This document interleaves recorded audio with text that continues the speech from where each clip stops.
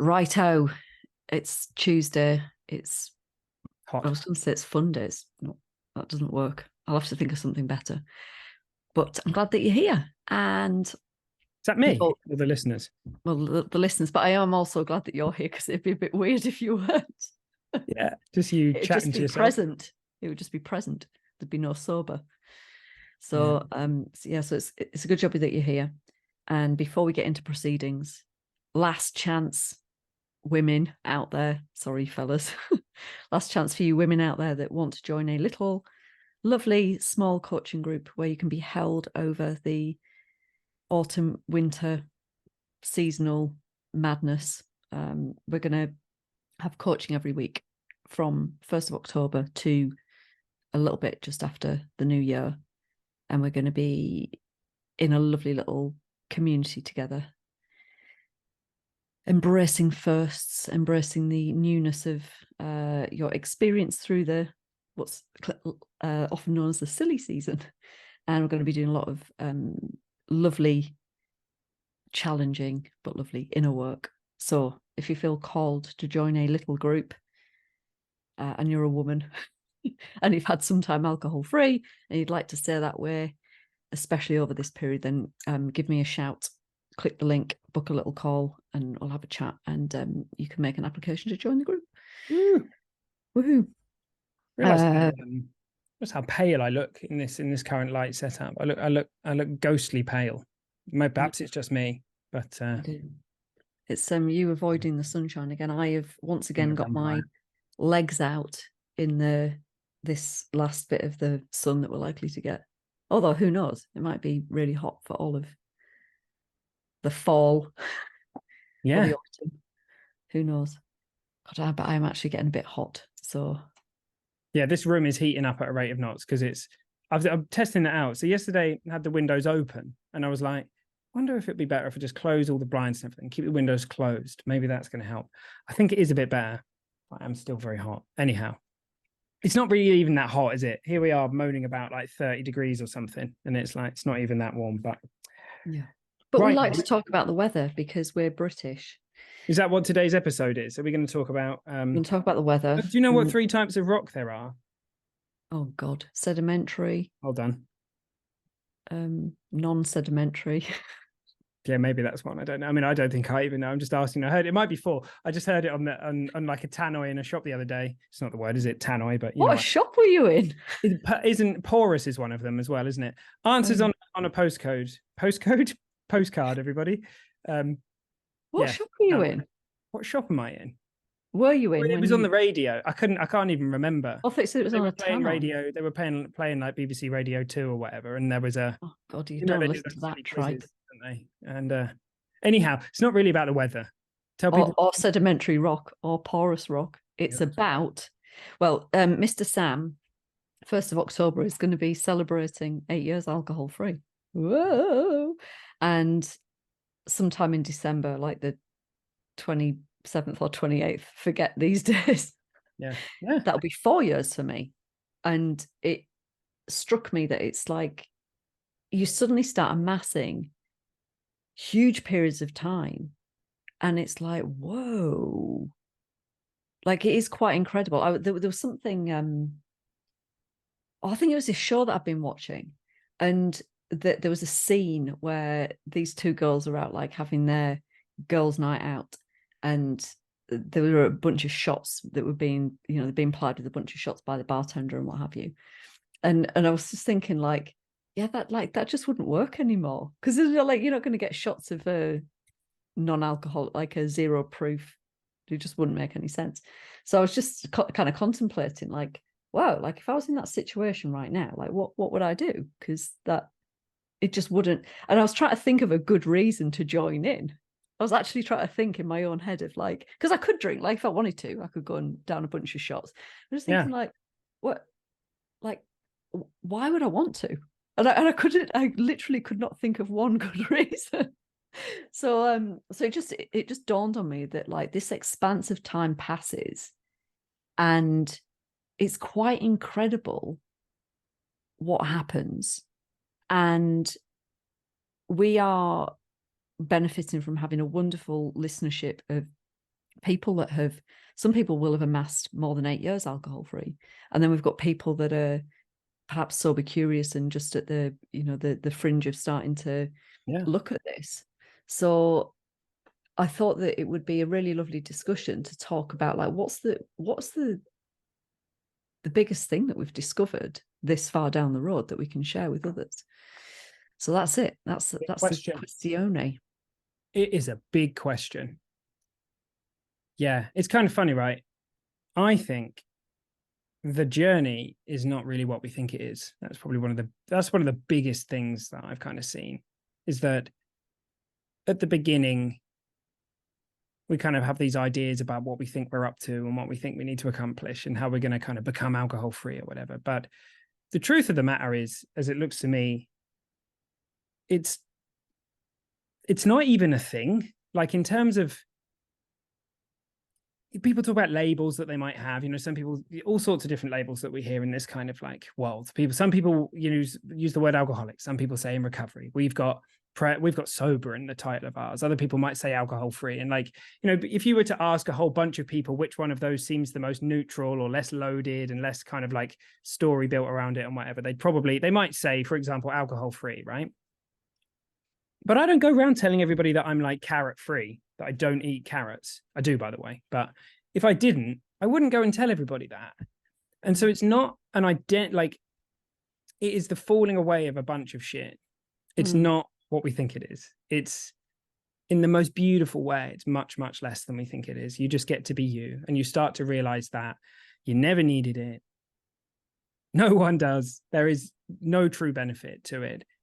And that, it looks to me, is a journey of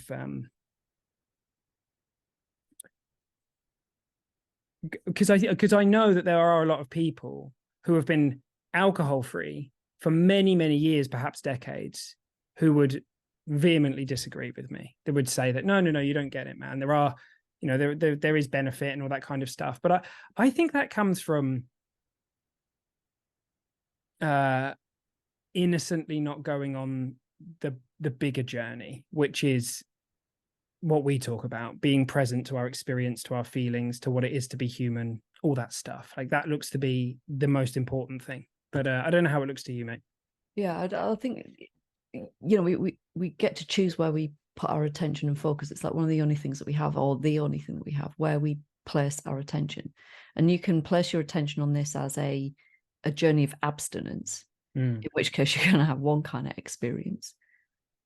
Or you can look on it as growth, whether you want to call it personal development, spiritual development, or something else, deep inner work. Like, they're two very, very different things. There is not one part of me that is coveting how it used to be, that feels like I'm missing out on something. I've said before, you can gain tenure alcohol free or sober or whatever, but not feel free. And so I'm not bagging that as that's the wrong way to do it. There's only your own way to do it. But what was important to me when I embarked upon this, I had zero motivation around drinking less or abstaining. Like, I tried that. It was fucking hard and it was miserable. I had no interest in that. What I had huge interest in was finding peace in my life, finding presence, finding equanimity. That's what I was interested in. And so my focus and my attention was very much there. And because of that, it was very like that was a heart-led intention, and it was very appealing. And so it wasn't about how many days can I not drink for. That's kind of the byproduct of it, which is why I think, like, both for you and I, it's not like that we're going, oh, here's this big day that we celebrate once a year. It's just kind of interesting that much time has passed. And within that, and I said this to you earlier on, like, the biggest thing that I've discovered is that it's this gentle or rude invitation to an awakening. And I love how, you know, Lauren McCann titled her book "We Are the Luckiest." Yeah, you are, because not everyone's going to get called to it. Not everybody's going to get the call. You've had the call. So, you know, I had no clue what was ahead of me. No clue that I'm going to completely change career and I'm going to be a coach and I'm going to leave my marriage. Like, if somebody had told me all this stuff at the beginning, I thought they were fucking crackers. And so it's gradual. It's a gradual path. And that's not everybody's path, but it feels more, I feel more able to integrate that myself rather than becoming a blubbering wreck overnight. But that's what it is to me. It's this invitation to a type of awakening that may result in changes to your, well, it will, you know, there will be changes, but you're going to experience changes anyway. It's just that those changes come as a result of having a very deep connection with your true self and being guided moment to moment, day by day. So to me, it's wild, and it's the most beautiful thing available, because you can't see it, you can't try to orchestrate it. And as much as the brain wants to predict where you're going, you've got no idea. But it's just this wondrous surrender, this like, okay, I'm here for it, I'm here for all of it. And by the way, not all of it's going to feel fucking awesome. Some of it's going to feel fucking terrible. But as my teacher said, I was really pleased to hear this the other day. I was being in the pits of a bunch of stuff, a massive period of contraction. And I was listening to a replay of a call with one of my teachers, and he was talking about when we have moments of doubt, because what effectively I've been saying to myself is, what's the fucking point? What is the point? Almost like, you know, that point of just want to end it all now. And then, by the way, I'm not taking that lightly, but I was literally getting to the point of, what is the point? Very, very deep level of doubt. And he said, when you have those moments, that is part of your practice. And if you're not having those moments, you are not practicing hard enough. So the part of me that likes to get a gold star was very pleased to hear that I'm doing a great job of being in contracted states. So yeah, it's not that this feels amazing all of the time. And we did that episode about the pink cloud, you know, what the fuck's a pink cloud, which talks to this some. So if you haven't listened to that, go back and have a listen. But I feel like I'm about to go off down a big tangent. We don't have to cast judgment about what something is. We have this obsession with categorizing things, sorting things out. And we don't have to do that. You can just be open to your entire experience and find the wonder in it. And I don't think there's anything more important or relevant than that. Therein lies the thing, being open to our experience. I mean, what I heard in what you were sharing, mate, was just being guided by wisdom, you know, and people will have different conceptions of what that means, but it looks like living life from that space of the unknown very often, and trusting the unfolding and listening to the nudge that says, go this way, go that way. And yeah, that looks very different to running our life from our conditioning, of course. And of course we like dip in it, like, you know, that's kind of the thing, isn't it? We kind of get wrapped up in who we think we are, and then we get guided by who we really are, and then we get and all that kind of stuff. Like, it's like a bit of a this way, that way thing. But to the biggest journey, and I'm kind of really aligned on this, I think, with different ways of putting it, is once we realize that the goal is not to control or manage our experience, then we're on a different path. And for most of us, that's what alcohol has been used for, particularly people who fall into, very kind of problematic or very heavy alcohol use. It is very often as a way of trying to avoid certain feelings, to control our experience, we become kind of like feeling junkies. We want to kind of be in a certain feeling all the time. And I've spoken about how I used to kind of try and curate my internal experience with an array of drugs and alcohol, like uppers, downers, trying to basically just always be in a certain space. And that, works in air quotes for as long as it works, but really it doesn't work, because we're not accessing the deep states of what we really want, like the avoidance of things that we're afraid of and the numbing of stuff is very, very different to the experience of allowing those things in. And once we stop trying to control our experience, once we understand that it is safe for us to feel our feelings and our emotions and all those kinds of things. And like, we always caveat this, don't we? Because we're not like, when we say all your experience is safe, it's like, yeah, if an actual tiger's coming at you, it's like, it's worth running away or doing your best to like get out the way, right?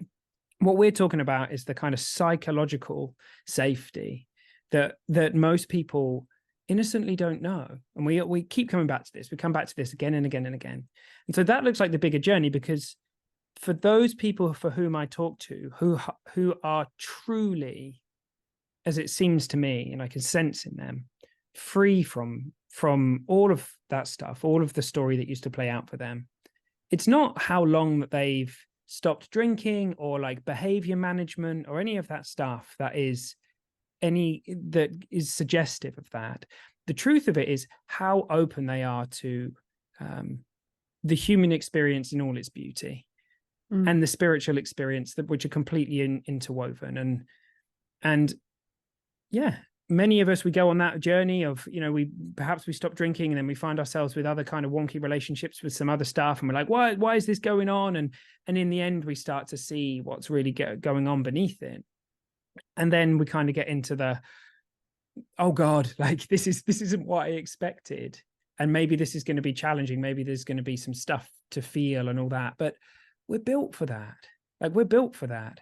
We're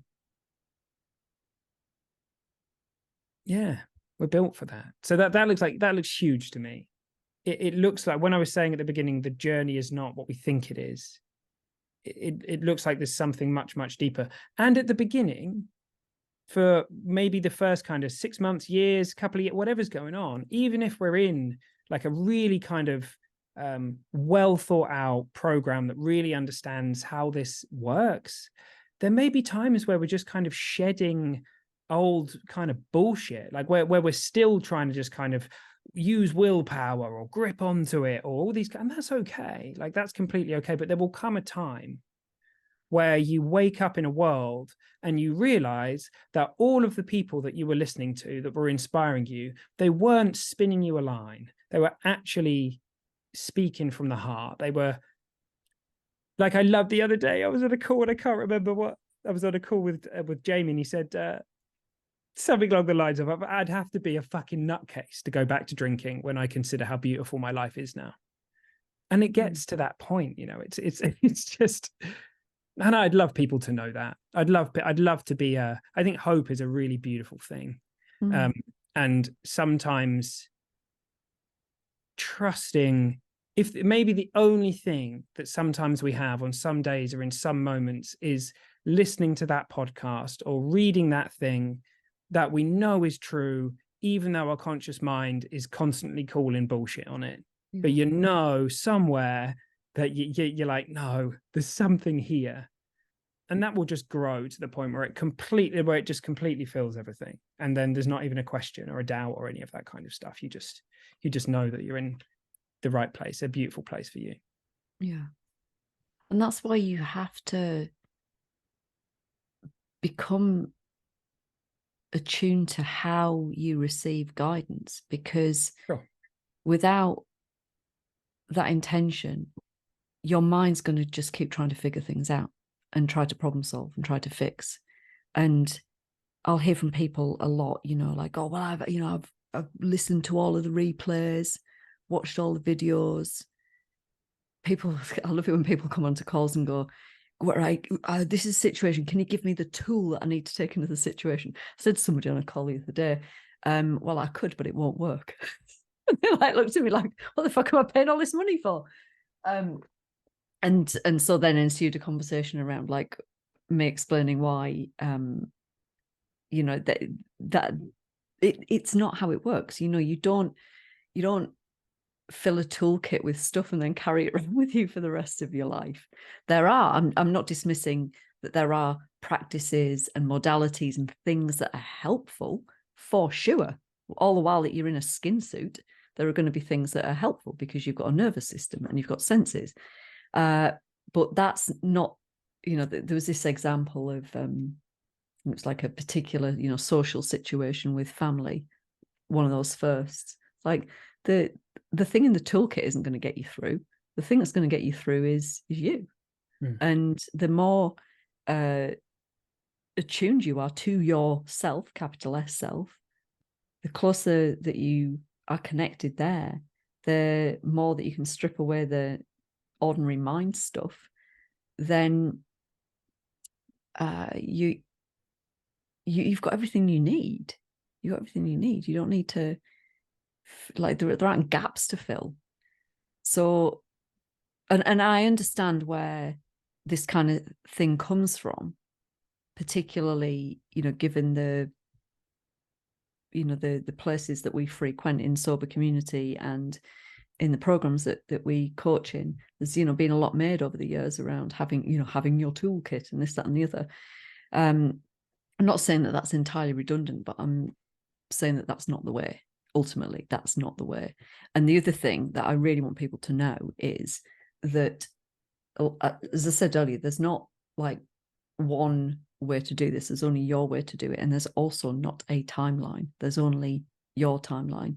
So you have your own distinct set of patterns, karmic tendencies. You've been through however many lifetimes you've been through before this one. Nobody's got that track record, only you. So when we try to have ourselves fit in with some kind of arbitrary imagined timeline, it's no wonder it feels clunky and difficult and restrictive, because that doesn't fit for us. It's made up. So yes, it's great to look ahead and to ask, you know, what are the things that I have to look forward to, and there are times on my spiritual path that I've kind of wanted to gauge, like, well, where am I in the whole thing? Like, am I at the beginning? Am I somewhere in the middle? Am I actually moving forwards? But it's, you realize that that's all fucking nonsense. It's all made up. You know if you are heading in the right direction, because that's actually the only way that you can head. It just might not fit the construct of what it's supposed to, in inverted commas, look like. But you keep going. You keep going. And that's where, you know, hope and faith and all of those beautiful things come into play. I think most of the questions that we might sit and, you know, those kinds of questions of where are you and all that kind of stuff, it's like at the end you're like who gives a shit?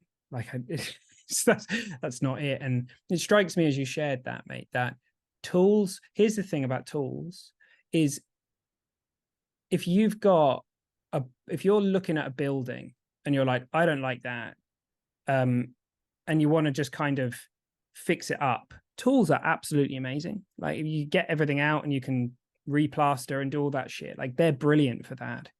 But what they ain't ever going to do is take you back to the position of the architect and allow you to create something new. Now, once the insight's been had, once you've seen for yourself, I really want to bring that into being. That's what I'd love to have happen.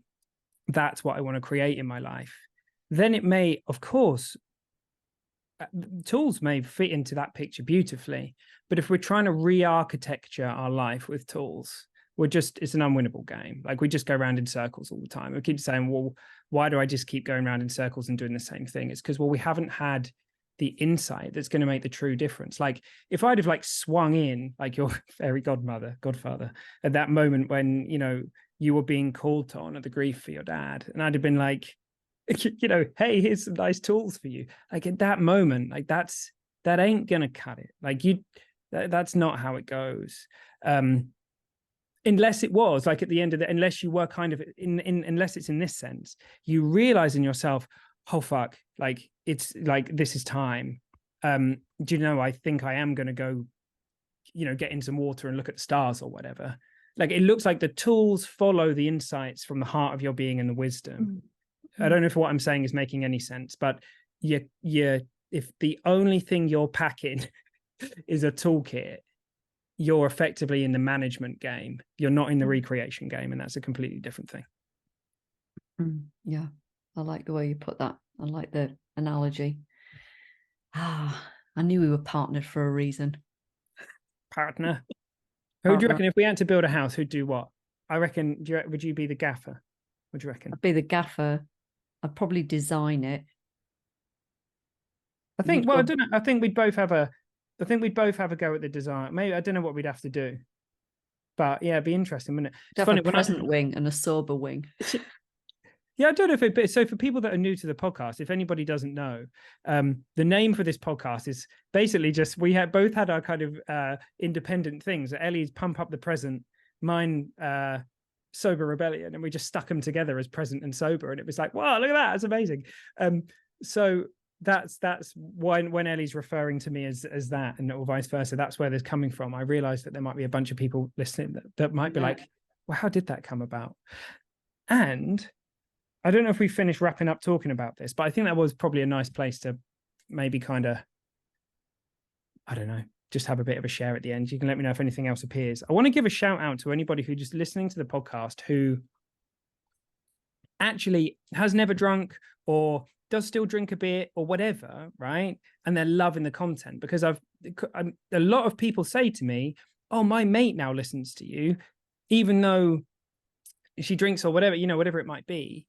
And I think that that's cool, because, you know, at the front door, a lot of people might think that the only thing that we're talking about is like how to stop drinking, for example, right? But that ain't what it's about. Like, that's very often the invitation that brings people to the party, because people might be looking for that.